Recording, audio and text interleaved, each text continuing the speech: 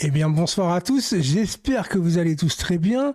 Et on va débriefer ce match Revel PSG, club de Régional 1, qui s'est battu avec ses armes, qu'ils n'ont pas à rougir. Voilà, c'est des amateurs. Beaucoup d'entre eux étaient supporters du Paris Saint-Germain ce soir. Ils ont eu l'occasion de vivre un match contre des joueurs qui supportent, que certains vont même au Parc des Princes. Voilà, 9-0. J'ai envie de te dire, débriefer un match comme ça tactiquement, ça ne sert à rien. On parlera des flops surtout et des tops, de ce que j'ai vu de positif. On a vu certains joueurs que j'attendais un peu plus que d'autres, même dans un match comme ça. Et je voudrais d'abord parler un message par rapport à Kylian Mbappé. J'ai vu un débat cet après-midi par rapport à Mbappé doit-il jouer ou non ce match ? Parce que c'est un terrain, c'est vrai qu'il va être compliqué face à des amateurs qui sont aussi maladroits. Donc Mbappé devait-il jouer ce match ? Parce que s'il se blesse, ça va être compliqué au mois de février. Mais déjà, mois de février, on est en début janvier, ça veut dire quoi ? On le met sous cloche jusqu'au mois de février ? Non, les gars, c'est pas sérieux. C'est un compétiteur. Il faut l'accepter comme il est aussi. Tu vois ce que je veux dire ? Il a des défauts, il a des qualités. Il nous énerve. Des fois, il nous émerveille. Ça dépend des jours. Ça dépend des matchs. Mais c'est un compétiteur. Le mec, il veut marquer des buts. Il pense aussi à ses stats individuelles. Ça fait partie des grands joueurs. Il veut jouer. Il va jouer, les gars. Et ça veut dire quoi, en fait ? Ça veut dire qu'il faut le mettre de côté et privilégier peut-être une blessure d'un autre joueur. Est-ce que ça, c'est pas le mettre au-dessus du club, finalement ? De dire, on le privilégie lui parce que s'il se blesse, c'est pas très grave parce que lui il est fort et l'autre, bon, on s'en fout. Non, on s'en fout pas. On s'en fout pas. Voilà, c'est ce que j'avais à dire là-dessus. Il s'est pas blessé, tout s'est bien passé. Maintenant, Mbappé, il est sérieux avec son physique. Ça reste quand même un mec droit dans ses crampons. Donc, faut arrêter un peu ces débats un peu futiles. Ouais, mais s'il serait blessé, t'aurais eu le même discours. Mais c'est pas ça le problème. C'est-à-dire que de toute façon, il va jouer la semaine prochaine. On va dire, ouais, mais c'était une petite équipe de Ligue 1. Ça se trouve, il faut pas le faire jouer. Arrêtons avec ça. C'est bon. Et les autres équipes, ils se posent pas de questions. Il y en a plein d'équipes avec des grands joueurs. Les joueurs, ils jouent tout le temps. Messi, à son époque, il jouait tout le temps. Petit ou grosse équipe, il se reposait jamais. Ronaldo, il jouait tous les gros matchs. Donc, il faut y aller là-dessus. C'est comme ça. Sur le terrain, les gars, bon, bah voilà, j'ai vu du plaisir sur le terrain, des combinaisons. Même si en première mi-temps, j'ai retrouvé un peu le défaut du PSG, c'est qu'on a sacrément loupé devant encore. Sacrément loupé devant, mais voilà, il y avait un collectif fluide, la maîtrise, bien évidemment, c'est logique, même si, tu vois, ils se sont réveillés un petit peu, et qu'un Navas, ça fait longtemps qu'il n'a pas joué, on a vu qu'il avait un peu du savon sur les gants, tu vois, je le mettrais peut-être pas dans les flops, mais il n'était pas très rassurant en même temps, il est plus au club, Navas dans sa tête, je le vois très bien. Et c'est fini. La priorité, ça a été la qualification, bien évidemment. Alors, je vais parler des flops tout de suite et après des tops. Flop, je vais mettre Ugarte déjà, parce que Ugarte, depuis quelques temps, il est en baisse de régime. Je dis pas que c'est un mauvais joueur, au contraire, hein, parce que je me suis enflammé pour lui, comme à peu près tout le monde en vérité. On l'a vu, je le répète encore une fois, les 4 premiers matchs, ils ont été exceptionnels en Ligue 1. On voyait que lui, il a eu une baisse de régime et j'ai l'impression qu'il pêche physiquement, qualitativement, techniquement, il est un peu en dessous. Même face à une équipe de Régional 1, je l'ai trouvé en dessous. Danilo, aujourd'hui, je ne l'ai pas trouvé à l'aise. Ça arrive, hein. Moi, Danilo, je le défends tout le temps. Là, je ne l'ai pas trouvé dingo. Et Kolo Muani, les gars. Alors moi, je suis désolé. Certains vont me dire, ouais, mais il a mis 2 buts. C'est le seul devant que j'ai vu ramer face à une Régional 1, quand même.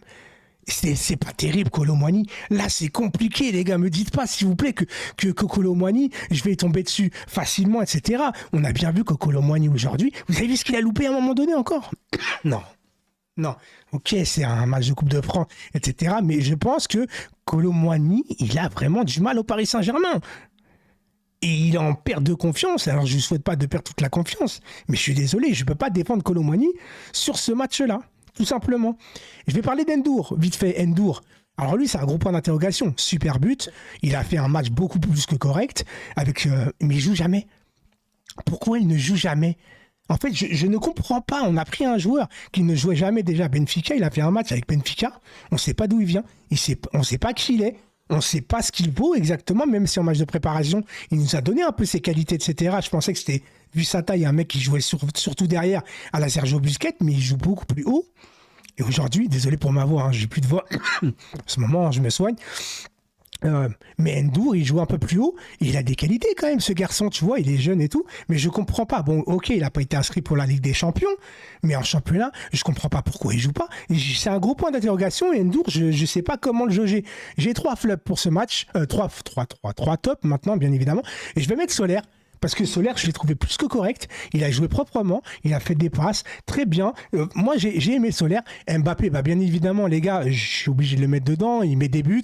Il fait des passes décisives. Il a laissé passer entre ses jambes qui, pour moi, vaut une passe décisive pour Kolo Muani. Il laisse le pénalty à Gonzalo Ramos. Ouais, mais là, tu comprends, c'est un match de Coupe de France. Donc, il la laisse quand même, les gars. Il la laisse quand même. Je ne vais pas tout le temps taper sur Mbappé. Il la laisse à Gonzalo Ramos, le pénalty. Je suis désolé. Et il lui a laissé. Il aurait pu soigner encore plus ses stats. Tu vois, s'il pense vraiment tout le temps. Et ça compte quand même. Ça compte, je suis désolé. Le bon état d'esprit, quand il est là, eh ben, il faut le dire. Après, le reste, on verra plus tard. Et Asensio, moi, j'ai adoré. Asensio, je le répète depuis plusieurs temps maintenant, c'est le seul joueur qui est capable d'être dehors mais qui revient derrière. Et aujourd'hui, il est au milieu de terrain, il menait un peu le jeu, il est capable de décaler, de faire des appels. Et le but, le but, la louche de Solaire, l'aile de pigeon d'Asensio, qui est le seul capable de faire ce geste-là, à ce moment-là. Je le répète, il est le seul dans l'équipe, avec sa technicité dans l'axe, à faire ce geste-là. Pour Mbappé qui marque de la tête en plus. Alors là, c'est le pompon. On a eu tout eu dans la même action. Louche de Solaire, but d'Mbappé. Bon, et puis l'aile de pigeon d'Asensio, moi je suis pas étonné. Mais Asensio, pour moi, ça reste le facteur X. C'est l'attaquant par prédilection. Je pense que c'est l'attaquant qui est différent de tous les attaquants qu'on a. Si tu prends Mbappé, je le répète, Kolo Muani, Barcola, Dembélé, ce sont tous des attaquants qui vont très vite vers l'avant, qui ont besoin d'espace, voilà. Asensio, il est capable de jouer en faux neuf, de mener le jeu, de temporiser quand il le faut, de faire des appels contre appels quand il le faut, de dézoner, d'aider sur le milieu de terrain. Pour moi, Asensio, j'espère que ça va être un mec qui va finir titulaire au Paris Saint-Germain. Alors, l'équipe qui se dirige, si on fait Asensio titulaire, dans mon état d'esprit, ça serait Mbappé à gauche, Asensio dans l'axe, et Ousmane Dembélé à droite. Et Barcola en premier remplaçant de luxe. Devant Kolo Muani. Je suis désolé, Barcola, pour moi, il donne plus de potentiel et de satisfaction. Je ne savais même pas combien j'ai fait là. 7 minutes 20 quand même sur un match contre Revel. Bravo Saïs. Dites-moi en commentaire si j'ai été un peu trop méchant, un peu trop gentil. Je sais pas. Moi, j'ai trouvé que j'ai été... Ouais, j'ai vu... En plus, je l'ai vu d'un seul œil un peu le match. Hein. J'étais occupé un peu à côté. Tu savais, Revel... C'est pas la révélation, quoi. Enfin, je suis désolé du jeu de mots, mais tu savais que tu allais gagner. Tu vois, c'était juste combien tu allais gagner. Moi, j'avais prédit 6-0. On en a mis 3 de plus. Bah, ok, pas de problème. Et on a respecté l'adversaire. Et ça, faut féliciter le Paris Saint-Germain aussi. Ah, non, parce que c'est trop facile de dire ouais, mais c'était une petite équipe, vous avez mis 9-0. Il faut les mettre, les 9-0. J'ai vu une équipe cet après-midi contre Thionville, pour ne pas les citer, ils ont gagné 1-0. Et on appelle ça un match piège. Le match piège, certes, on a des gros joueurs, etc. Mais le mettre un score comme ça, ça veut tout simplement dire que tu as joué jusqu'au bout et que tu as respecté ton adversaire. Quand tu ne respectes pas ton adversaire, c'est que tu commences à être un peu dilettante, tu fais tourner, tu t'en fous de l'adversaire. Le fait de jouer à fond, pour moi, c'est de respecter l'adversaire. Bravo à Revel, bravo Paris Saint-Germain pour la qualification. Et on se retrouve très très vite pour de nouvelles vidéos. Et une demain qui va sortir le replay parce que je me suis remis en live sur Twitch. Et j'ai fait un petit condensé. Demain, vous aurez une vidéo où on parlera sujet PSG et d'intelligence artificielle. Je la sortirai demain en fin de matinée. Voilà. Ciao tout le monde.